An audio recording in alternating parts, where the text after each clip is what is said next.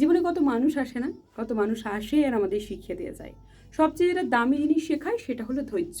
ধৈর্য খুব ইম্পর্টেন্ট জীবনের ক্ষেত্রে।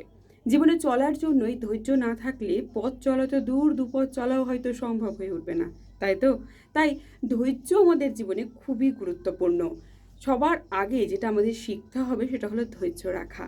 ধৈর্য রাখা মানে এই নয় যে হেরে যাওয়া। ধৈর্য রাখা মানে এই নয় যে তুমি কিছু বলতে পারো না, তুমি কিছু করতে পারো না।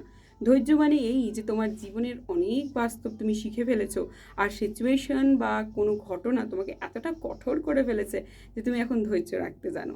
ছোটবেলায় যদি ফিরে যায় তাহলে এই ধৈর্য কি ছিল?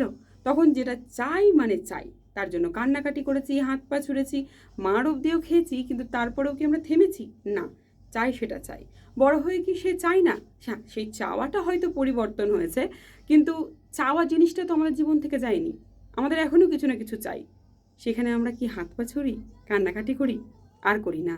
সেখানে আমরা জানি ধৈর্য ধরলে আমরা ভালো কিছু পাবো, বা এখন সেটার জন্য অ্যাপ্রোপ্রিয়েট সিচুয়েশন নয়, যেটা সখন যেটা ঠিক বা যেই সময় যেটা হওয়া উচিত সেটাই হবে। এটাই হচ্ছে পার্থক্য।